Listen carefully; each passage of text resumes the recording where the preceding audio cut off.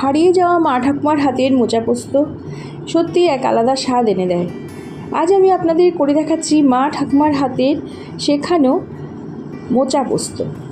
মোচা আপনারা বিভিন্ন রকমের রেসিপি খেয়ে থাকেন, এই রেসিপিটি আমি আশা করছি আপনাদের ভীষণ পছন্দ হবে। যারা নিরামিষ খান তাদের জন্যে কিন্তু এই রেসিপিটি অসাধারণ লাগবে।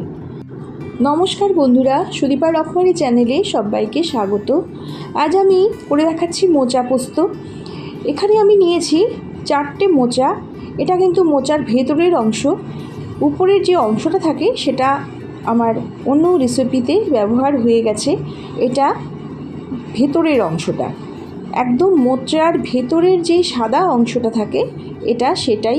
আমি কিন্তু এটা কিছুই বেছে নিইনি, পুরোটাই আমি এবার এইভাবে লম্বালম্বি করে কেটে নেব। দেখুন আমি কিভাবে কাটছি।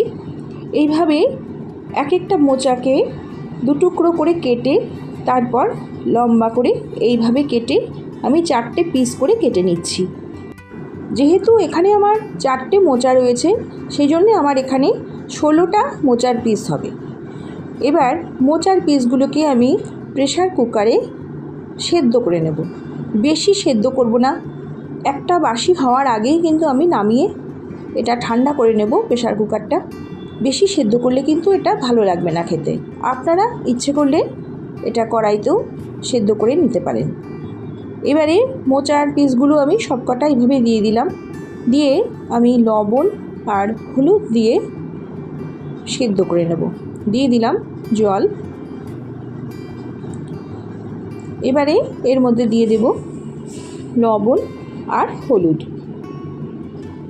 বেশি পরিমাণ লবণ আর হলুদ দেওয়ার দরকার নেই, অল্প লবণ আর হলুদ দিয়ে আমি মোচাটাকে সেদ্ধ করে নিচ্ছি।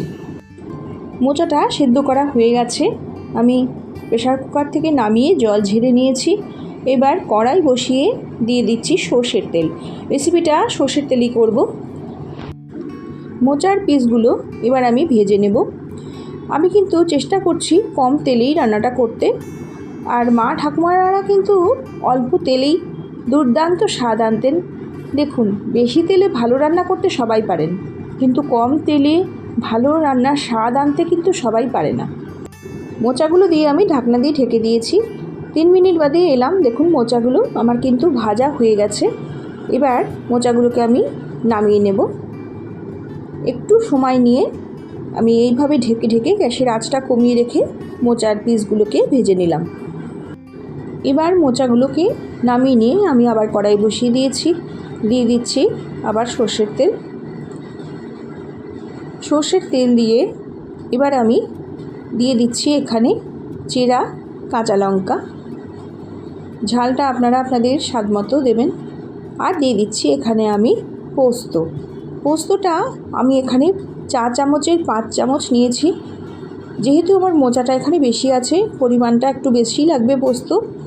এবার পোস্তটাকে আমি বেটে নিয়েছি মিক্সিতে, প্রথমে শুকনো গুঁড়ো করে, তারপরে মিক্সিতে যেভাবে বেটে নেন আপনারা সেভাবে বেটে নিয়েছি। মিক্সিটা ধুয়ে জলটাও দিয়ে দিলাম। এবার আমি একটু সময় পোস্তটাকে নেড়ে নেব। পোস্ত বেশি নাড়ার দরকার লাগে না। এবার একটু সময় নাড়াচাড়া করে আমি মোচার পিসগুলোকে পোস্তর মধ্যে দিয়ে দিচ্ছি। নাড়াচাড়া করা হয়ে গেছে, এবার মোচার পিসগুলো দিয়ে দেব। তার আগে আমি একটু লবণ দিয়ে দিলাম পোস্তর উপরে। এবার মোচার পিসগুলো দিয়ে দিলাম। মোচার ভেজে রাখা পিসগুলো দিয়ে পোস্তটার সাথে এবার মিশিয়ে নিচ্ছি। খুব সহজে আর খুব তাড়াতাড়ি হয়ে গেল। একদম মোচার একটি ইউনিক রেসিপি। যদি আপনারা এখনও এই রেসিপিটা না খেয়ে থাকেন তবে এইভাবে করে খেয়ে দেখবেন, দুর্দান্ত লাগে। মোচার ঘন্ট, মোচার অন্য যে কোনো আইটেম আপনারা খেয়েছেন, এইভাবে একবার মোচা পোস্ত করে খেয়ে দেখবেন, ভীষণ ভালো লাগবে। যদি এখনও না খেয়ে থাকেন তবে অবশ্যই বানিয়ে দেখবেন। এবার পোস্তর সঙ্গে মোচাটা একটু নাড়াচাড়া করে নিয়েছি। এবার একটি ঢাকনা দিয়ে একটু সময়ের জন্য ঢেকে দিচ্ছি যাতে পোস্তটা মোচাগুলোর মধ্যে ঢুকে যায়। চলে এলাম 5 মিনিট বাদে, দেখুন পোস্তটা কিন্তু একদম মোচার মধ্যে ঢুকে এসেছে। আর একটু সময় আমি এই পোস্তর জলটা টানিয়ে নেব। এই রান্নাটা কিন্তু একদম শুকনো হবে, সেই জন্যে আমি এই জলটাকে এবার টানিয়ে নিচ্ছি। জলটাকে একটু সময় ফুটিয়ে আমি টানিয়ে নেব। দিয়ে দিচ্ছি খুব সামান্য চিনি। আপনারা যদি মনে করেন এটা স্কিপ করে যাবেন, একটু চিনি দিলাম।